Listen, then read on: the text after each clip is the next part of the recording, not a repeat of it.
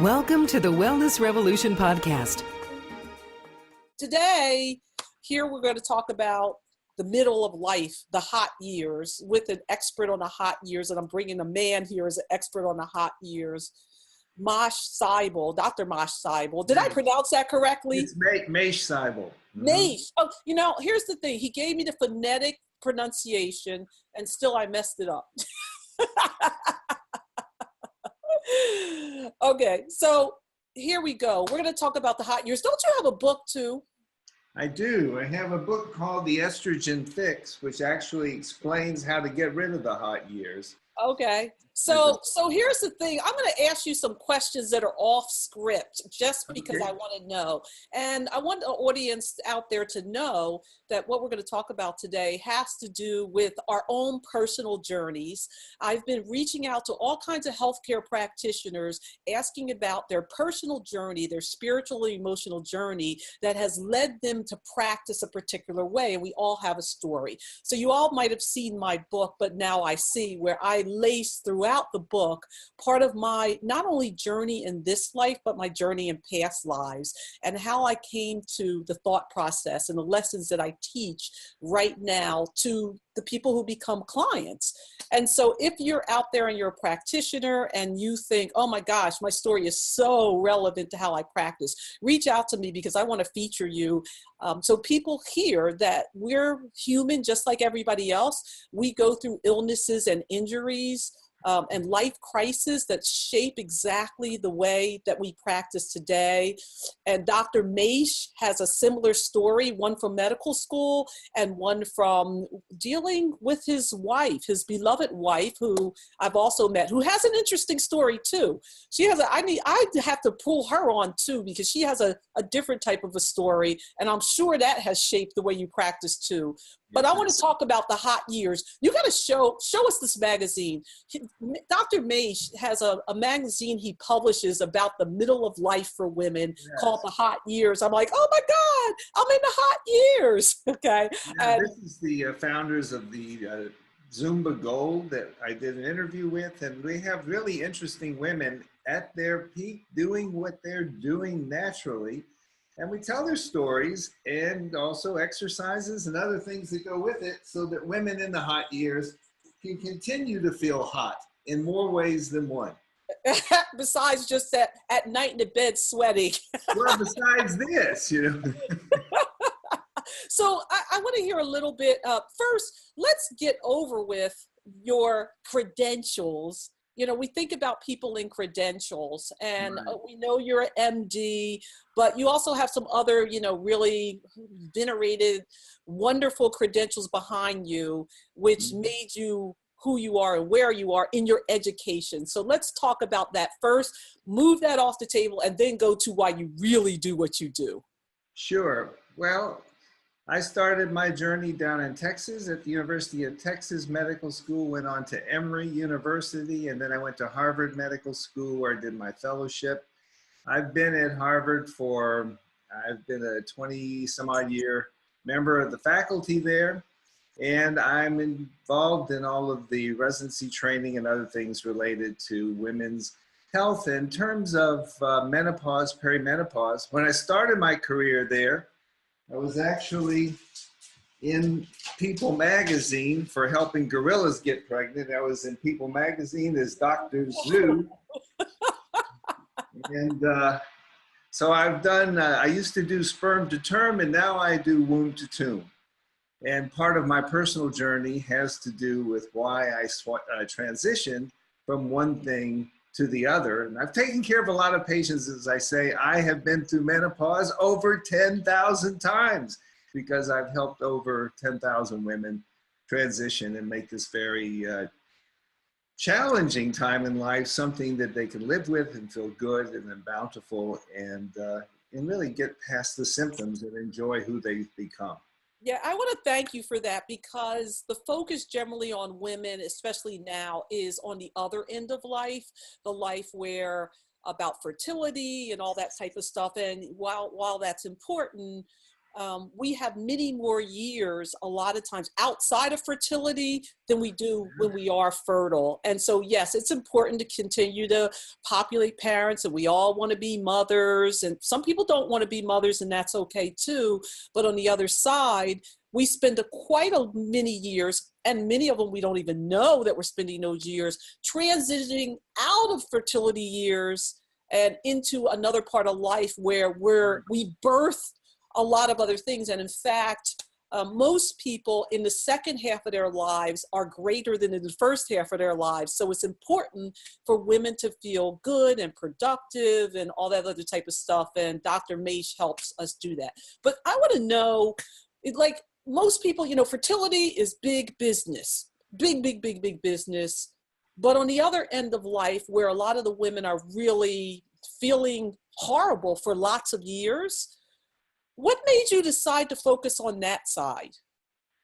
Well, there were really two things, and I'll tell both of them in kind of in sequence, because in my training, in my personal training, my residency training, I was about to go into the last year of my training. And one day I was looking in the mirror and I noticed I had a bulge in my neck that was about the size of my fist. It was located right over here. And I went to see my doctor with a little bit of trepidation, because I did what any medical person would do in their right mind when they see something they don't like bulging in their neck. I tried to push it, make it go away, but it wouldn't. And so I ended up going to see the head of the ENT department, ear, nose, and throat. And the thought was that I had a cancer in my neck, and probably it was going to be a very big deal. And when the resident came in to talk to me, he was my age, we were peers, just he was in surgery and I was in gynecology. He told me, well, gee, there's just nothing good this could be. And I hope you don't have to take out your tongue and the angle of your jaw and just go the whole 9 yards. And I said, well, thank you. I said, that's very reassuring. I said, but you know what you've just done? And he said, no. And I said, well, you've just spoken to me for the very last time. I just get out of my room. But to make a long story very short, it turned out that it was a very rare benign tumor of one of the nerves in my neck. And very fortunately, my voice was spared, because I was told not only was I likely to have a very bad cancer, but that I would probably never speak again, because they thought it was going to be on my nerves of speech. And so at that point, when I was able to have my speech spared, I thought it was spared for a reason. And so I wanted to use my voice to try and help women, because that was my area of medicine, and to try and help women in the area that I was involved in. And early in my career, I did some of the first in vitro fertilizations in the country. I did about the fourth one, and I was involved in that very heavily for a long time.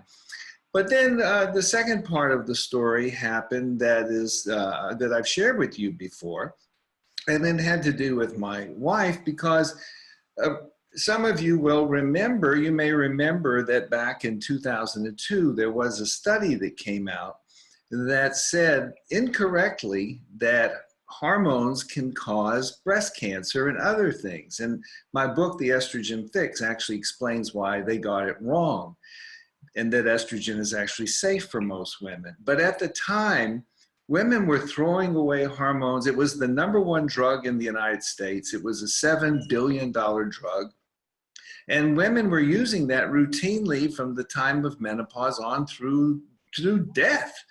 And some women wanted to be buried with the bottle of estrogen in the coffin, because they weren't going to give it up. But then this study came out, and then 7 months after that study came out, my wife had surgery that threw her into early menopause. And when that happened, her doctors were reluctant to treat her with estrogen or hormones, because they thought it was going to be harmful for her. And so I had to really transition to figure it out, because she was going to have to tough it out. And in very short and simple terms, that is what happened. So I shifted my career at that time from the reproductive window of life to the next phase, which is menopause, perimenopause, menopause, which affects, of course, right now about 50 million women in the United States, 6,000 women a day. And a lot of people think that's older women, but in fact, up to 10% of women go into menopause before age 45, 1 in 100 before age 40, 1 in 1,000 before age 30. So menopause is not about age, it's about transition.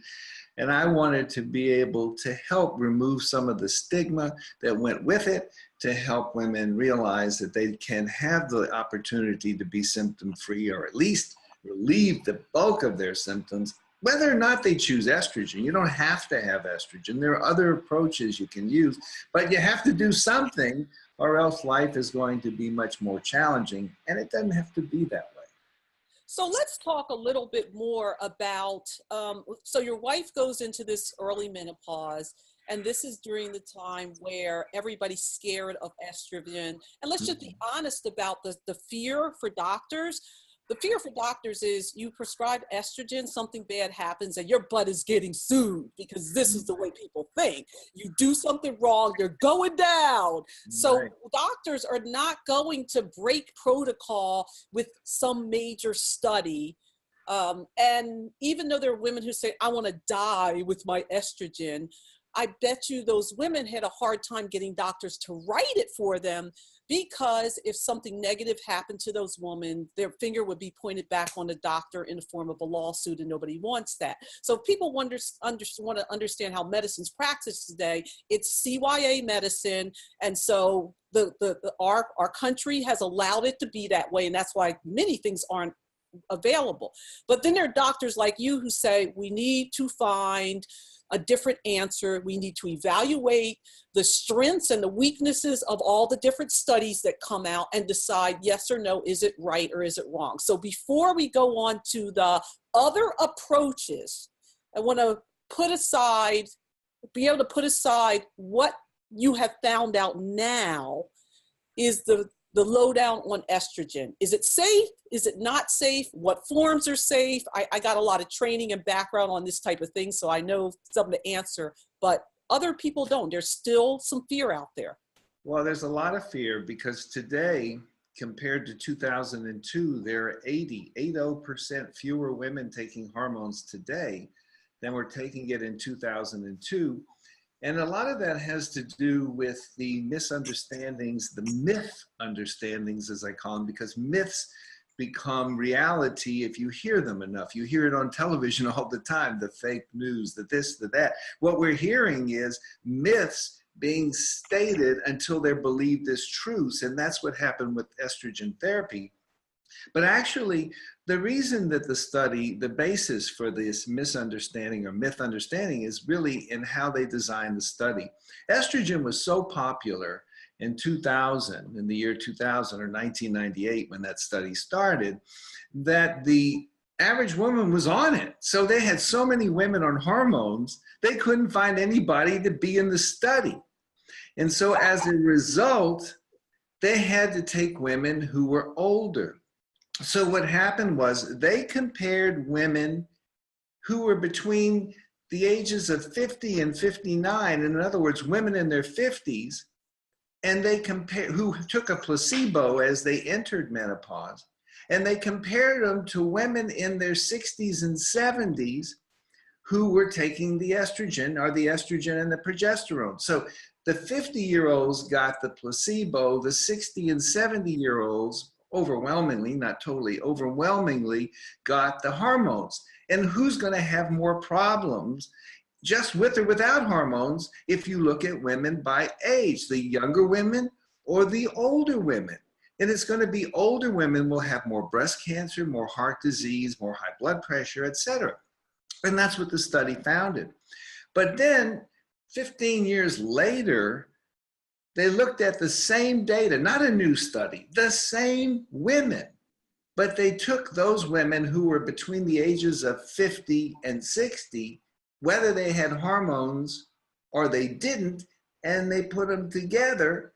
And when the women were looked at together at the same ages, starting at near the time of menopause, in what I call the estrogen window, all these problems went away. Bye-bye. And then estrogen became safe for the majority of women because it never was unsafe. But when you don't take estrogen near the time of menopause, your body is aging and plaque builds up in your arteries and different things can happen. And so when you start it later, your body has advanced in the aging process, and as a result, you have more risk. And that's basically what happened. So through a poorly designed study, a myth developed that estrogen was harmful. And now we have abundant data from all around the world looking at women who started in their estrogen window at the time of menopause or within the first 10 years after. And this is really important if you're a woman who goes into early menopause, because as I said, 5 to 10% of women go into menopause before 45. If you're at that point and you don't take hormones, your risk for dementia, heart disease, mental health issues, a whole host of other problems is seriously increased. But if you do add hormones at that time, at 45 or whatever age you go into menopause, up until the age of natural menopause, which is 51 about in the United States, you get rid of all those problems. Now, this is a big deal for women because this is going to change your intimacy, your looks, your ability to be effective at work, your mental health, your physical health, your state of well-being, your happiness factor, all the things that matter that make you whole. The sum of you, not some of you, but the sum of you will suddenly be healthier, happier, and more vibrant. So it just has to get this message out. Okay, so now we got the everybody should take estrogen kind of side of things. On the other side, there's a couple things. Number one, there are women in other parts of the world who transition through menopause without doing this and without dying and getting heart disease and everything like that. On the other side, there are women who just say, you know what, I don't necessarily want to take estrogen. I would like another approach. Now, I have found in my training well, there are also women who can't. Let's be clear. You know, if you have cancer. What you just said is, woman, if you don't take estrogen, you're going to get old looking. You're not going to be able to have sex. Your heart disease. You're going to get dementia. And let's talk about people who don't choose to do it and what they can do to keep themselves well and not have all those things happen if they don't want to take hormones. Tell us some other news. Well, if you don't want to take hormones, that's perfectly fine, because there will always be women who either cannot or will not, and that's okay. I will say, though, that the big thing you must do is do something. Now, that something may include, and the things I'm going to be saying now can be done whether or not you take hormones, but if you don't take hormones, you really have to do it, and they're really pretty straightforward things. Number one, you have to really eat healthy. I mean, you have to eat the right kinds of food, and you have to be much more attuned to, the more organic kinds of foods, the more vegetables versus meat, avoiding processed foods, things that are really very basic, but very essential. So I'm not going to go into a whole dialogue about that, but I want to make sure. Okay, so as you're going through this stage, there's some foods that you want to avoid more. Can you name a few of those? Well, I think that alcohol is not your friend. And I think that if you're going to drink, you have to really drink one glass of wine or whatever you choose to drink or less a day. So that, I think you want to avoid processed foods. I think you want to try and avoid sugar. Sugar is a big issue. And while it's not exactly food, smoking is really bad for you and unhealthy. You want to avoid saturated fats, particularly large amounts of saturated fats. If you're going to eat meats, I try to eat grass-fed meats, and I try to eat things that are more healthy for me if I'm going to eat those kinds of things. Large amounts of caffeine are not particularly good. Okay, so what we're talking about is really you know, what you and I would call just a healthful lifestyle, but I wanted to list out some of those things. I know sugar is very big. So you talked about alcohol and sugar are almost the same thing. Big deal. And so women who are having symptoms, some of the first things to do is cut out the sugar. And that's not something people like to hear. It doesn't mean you can't totally have it ever. It means you need to cut it way, way, way back. In fact, a lot of women will notice their symptoms related on a day-to-day basis based on how much alcohol and sugar and processed food they have. And if you really keep a food diary, you'll notice that your symptoms are correlated with how much of the processed sugar producing or sugar turning into food that you eat. Now, I understand a lot of people are addicted, even though they don't want to admit it. And there's ways to help you over that addiction. That's a whole nother discussion that we're not going to go with. So I just wanted to say, so first of all, women, whether you're taking hormones or not, you got to change the way you're doing things. You cannot do the things the same way that you did them pre-menopause. And number one is the processed foods and the sugar. Okay, what else can people do besides change their eating to help them through this stage? Exercise. Exercise is like really critical because it lowers the risk of heart disease, it lowers the risk of breast cancer, it lowers the risk of dementia, it lowers the risk of depression. I mean, exercise is really good for you. And it's important because you need to have both the cardio kinds of exercises, but also strength training exercises. And if you do exercise regularly, and I mean regularly, ideally 5 times a week, minimally 3 times a week for, you want to try and get about 100 to 120 minutes in a week, even 150 minutes in a week. If you do these things, it will change the proportion of muscle versus fat in your body. It will help you with the things I just mentioned in terms of keeping you healthier. And it will also help to control some of your hot flashes and some of the other symptoms, particularly if you exercise away from bedtime. That will get into the third thing we're going to talk about, which is sleep. So I want to give some specificity to this because when people are making up their program, they need to think about what they're doing. Okay, 150 minutes a week is generally what's recommended. When you talk about the type of exercise, I say 150 minutes a week of heart rate being where. So let's talk about monitoring the heart rate. I'd say your heart rate needs to be in the 75 to 80%, 150 minutes. And also, strength training is recommended because you're losing muscle mass. So whereas before you were not strength training, you may need to add that on to your 150 minutes. Is true or false? Well, if you can add them on, it's all the better. That's certainly better. If you think about 150 minutes in the course of a week, that's not a lot of time. And the benefit of that is just immense. So that's 30 minutes 5 times a week, which is not a ton. Right. A lot of people are doing work at a computer. A lot of people are commuting to work in their cars. So there's a lot of sitting, and we have to really undo that negative of sitting all that time and be active. Yeah, sitting is the new smoking. So if you're not smoking, but you're sitting a lot, it's equal. They've done some studies and said, sitting a lot can be pretty equal. Now, it may manifest a little bit different, but we're doing a lot less active activity. We're sitting around a lot. People are binging, watching Netflix all the time, not getting outside.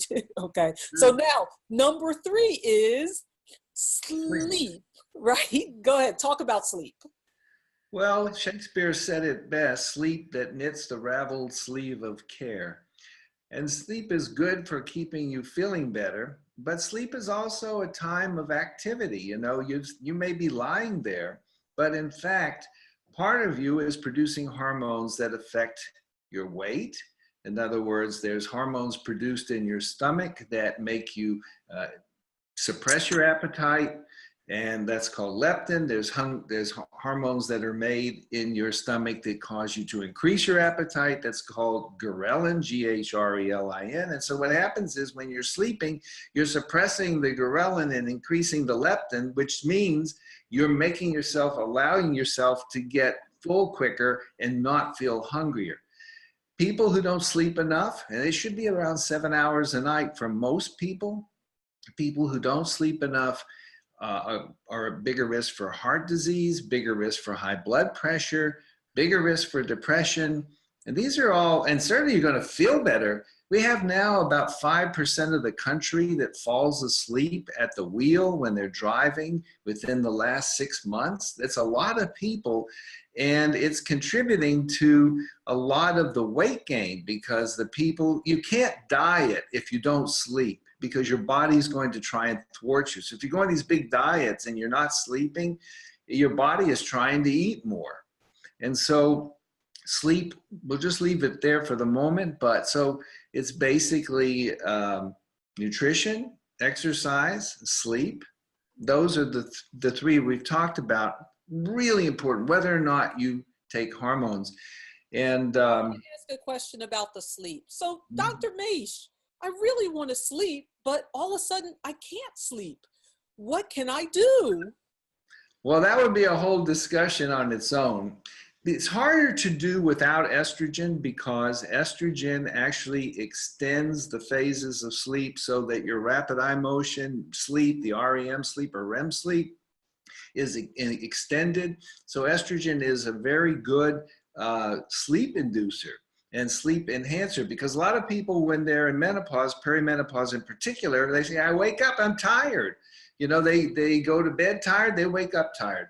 That's because quality of sleep can go down. But there are a lot of things that people can do to improve sleep. There's non-therapeutic approaches like cognitive behavioral therapy or CBT, which is a way that you learn to kind of talk yourself through and get yourself into sleep. Meditation is a wonderful thing to do before sleep. That's very simple.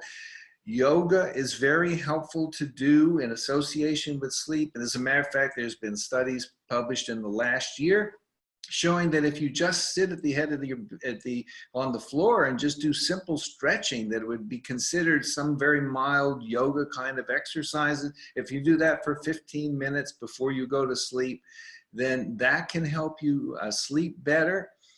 Eating earlier in the day and lighter meals as you get later in the night, those are good things to do. Going and taking a nice hot bath before bedtime instead of looking at your computer where all the little pixels are in your brain.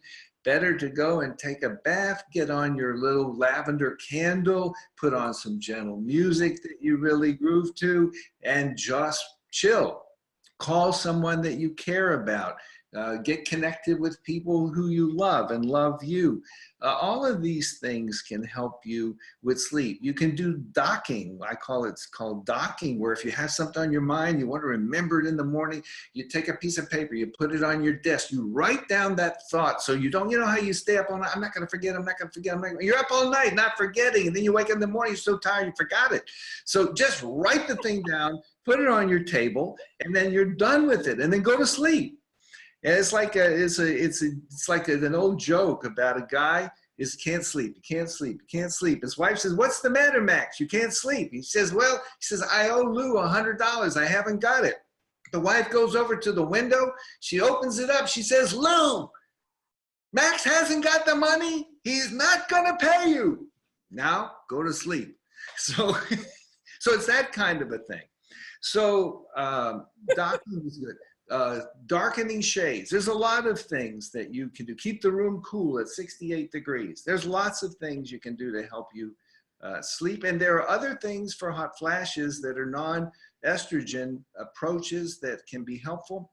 So using those, if hot flashes are keeping you up, if you have a sensitive bladder, you have to talk to your doctor about things to do about that so that you're not getting up to go to the bathroom multiple times. There's lots to be done. It's just, why are you getting up? And then focus on those. Yeah, there's so many, there are a lot that can be done. And so I know it's not exhaustive here. I deal with people holistically, and there's some simple things that can be done that are once you hear it, you're like, oh yeah, that makes sense. But it's not something you would necessarily think on your own, because without the proper medical background, and I know everybody thinks they have an MD from WebMD these days, but you don't. Let's talk a little bit about supplements. Yeah, just say the fourth one, which is stress reduction. Let me just get that last one down. Go ahead. Because so it's exercise, nutrition, sleep, and stress reduction, because stress is killing us today, and stress is really adding weight to people. What people eat, their mood. You talked about depression. People eat for that. People eat to feel emptiness. People eat because their self-esteem is low. There's a lot of reasons that people habitually eat. I mean, I was thinking I wanted to get somebody to lose weight. I would put a brace on their elbow so they couldn't do that. But people eat nervously, and they smoke nervously. So anyway, I won't go into it any further. Stress reduction seems so obvious, but believe me, stress is killing your arteries, and it's killing your adrenal glands, and it's really causing hot flashes, and it's causing a lot of sleeplessness. People are stressed, they can't sleep. So dealing with stress is a very critical point. To move on to supplements, I think so. Let me just ask, one of my favorite supplements, I mean, I know there's a lot out there and everybody has a cocktail, but one of the supplements that I have gotten a lot of results for in a wide range of people, without necessarily taking into account everything in their background, Maca, and there's different kinds of Maca. So tell it, what do you know about Maca? Yes, no.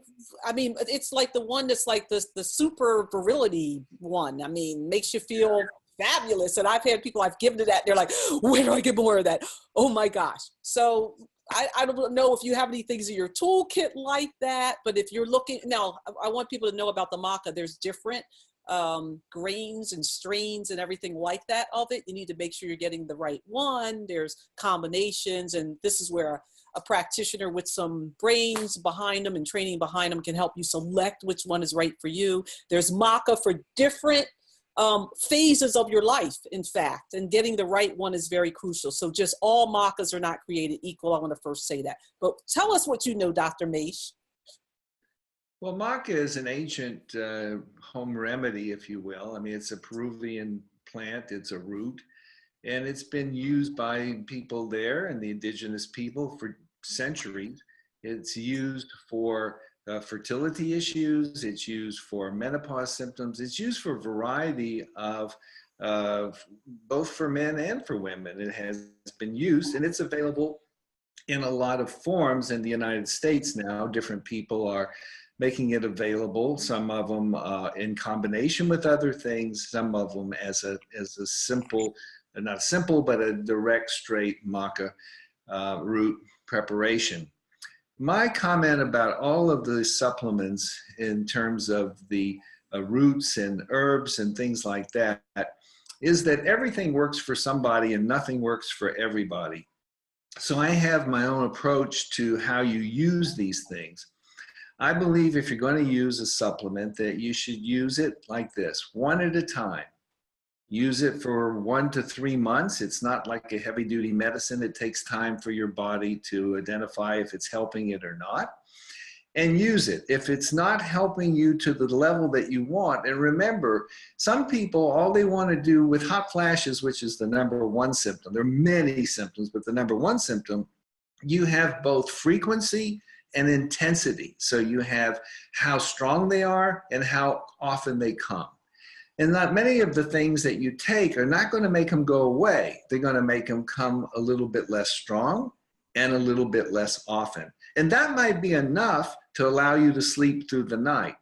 So if that's good enough, you don't have to have perfection. You have to get what you need, but not necessarily get everything perfect. So I try one thing at a time. I try it for 1 to 3 months. And then if that doesn't work, I don't add another one. I take that one away. and add a different one.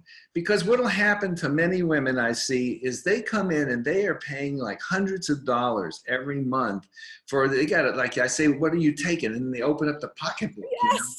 you start Yes. putting this stuff on the desk, and it's 10 things. And I say, well, which of those are helping you? Say, well, I take them all. I said, but there's one of them, you never know. So if you try this approach, it's slower, but you may find there's one thing that cuts down the frequency and the intensity of whatever your symptom is. And so I like to do it that way. And then if you've been through the top, whatever number are the ones that are most likely to work, you may have to add them up if you don't want to go with, more traditional approaches. Yes. One thing I will... I like that one at a time. I think that's important because, I like you, everybody comes in with their big bag of everything.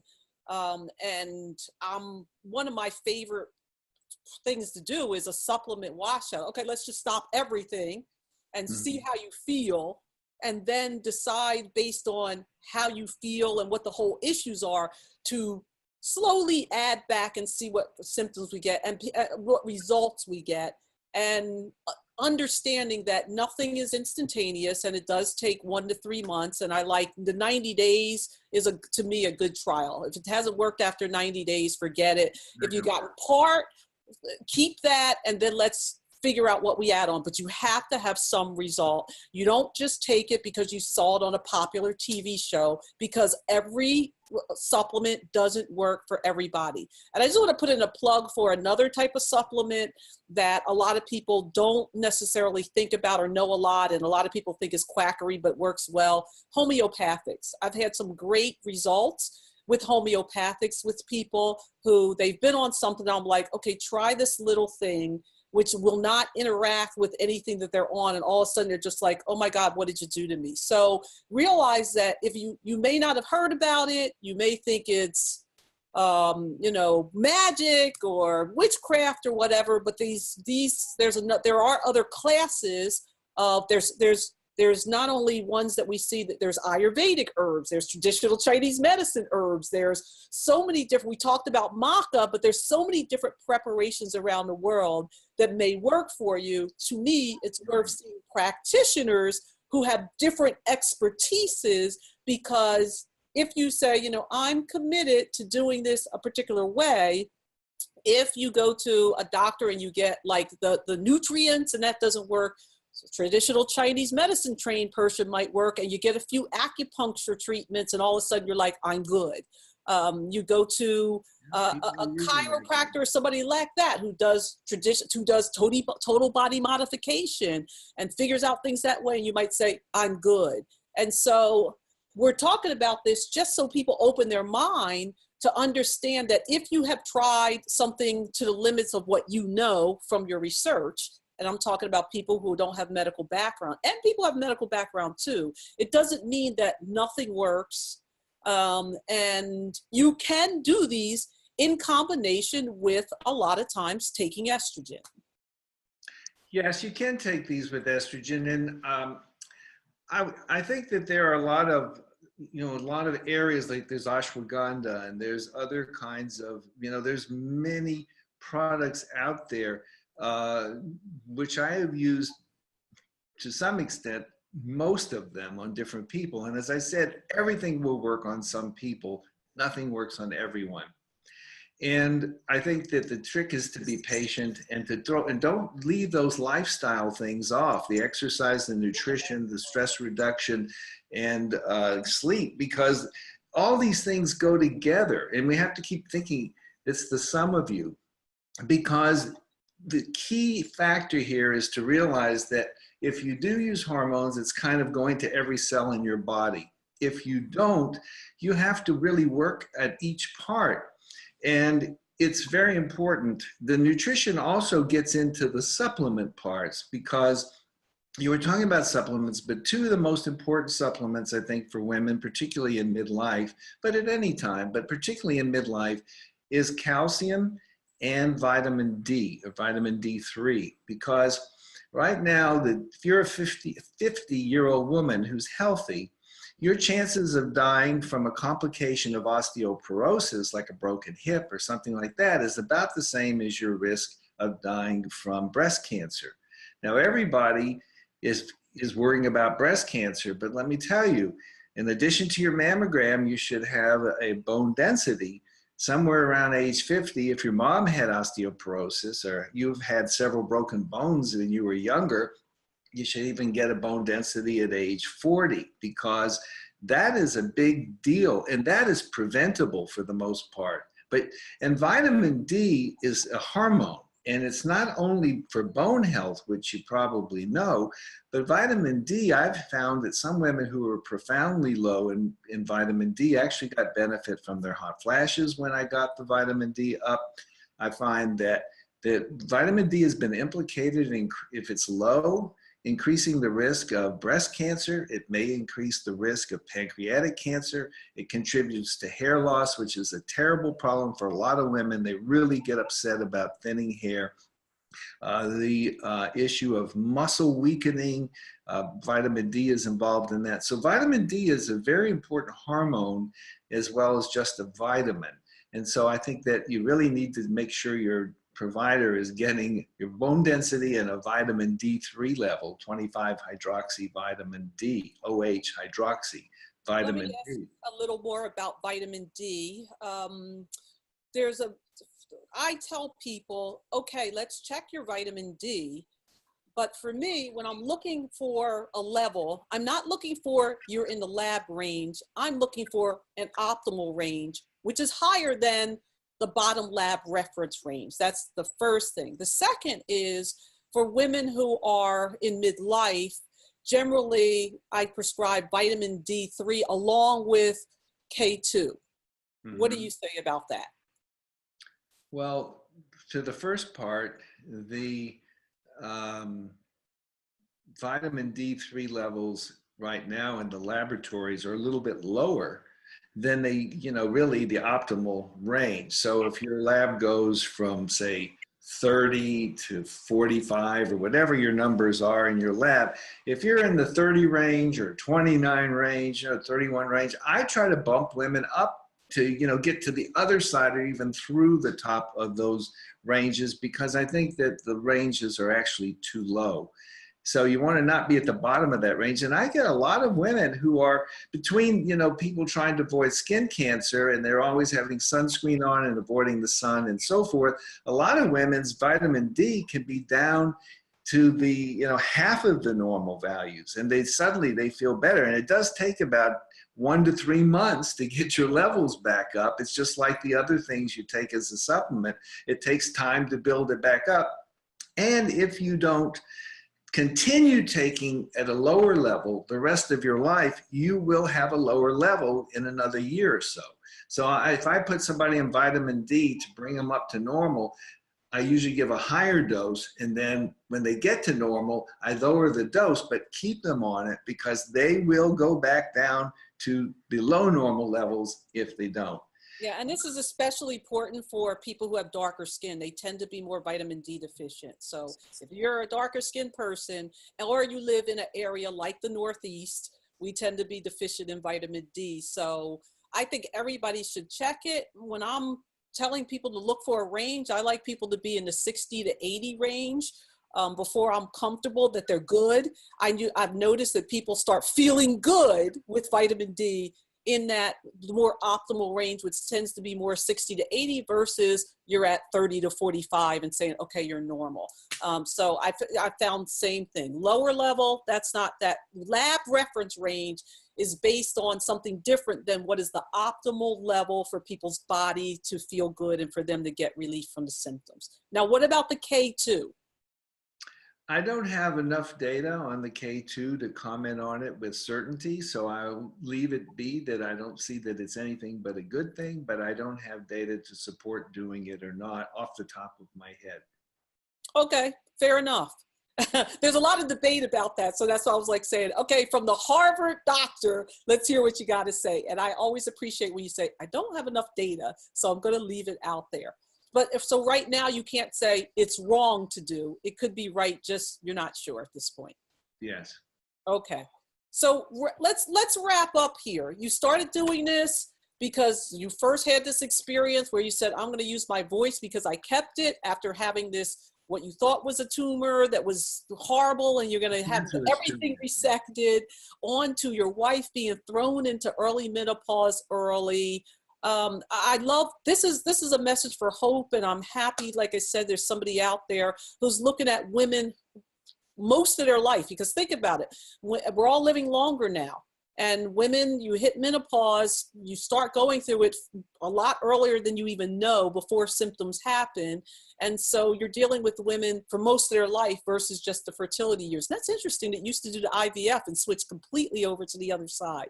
So, well, there's a lot of women who go through fertility and are unsuccessful. You know, the more and more are successful, but many of the ones who they call difficult responders or poor responders, the women whose ovaries are not working well, those women are going to probably go into earlier menopause. And the symptoms of menopause, as you pointed out, start up to 10 years before you actually hit menopause. So there's this whole window of transition that women can be helping themselves be prepared. wonderful. And so those are the basics of lifestyle that we talked about here. So I want to see again, before we wrap up, first your book and where we can get it, and then also the Hot Years magazine. Sure. The book can be gotten just about anywhere. And I will, the book is called The Estrogen Fix. I have an earlier one called The Estrogen Window. But this book has been recommended by the North American Menopause Society, not only for women, but also practitioners, because it's easy to read. But I have references for everything I said. So you don't have to believe me. You can look up the paper. And then, I love it. And then the magazine, I'd like to give everyone a free subscription. It's called Hot Years, and you can go to hotyearsmag.com. It looks like I'm going to be having it backwards there, so maybe you can. No, it was good. Okay, hotyearsmag.com, and if you go there, you can get a free issue. It's a digital magazine, and download it and share it with your friends, because we do interviews, we have exercises, we have recipes, we have, it might be yoga in it, but there's also a distillation of the latest medical information. So hotyearsmag.com.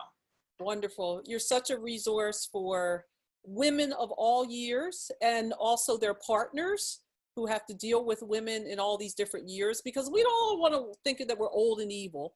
We want to feel like we're hot and transitioning in a wonderful way. And so thank you for your work. Well, thank you so much for having me.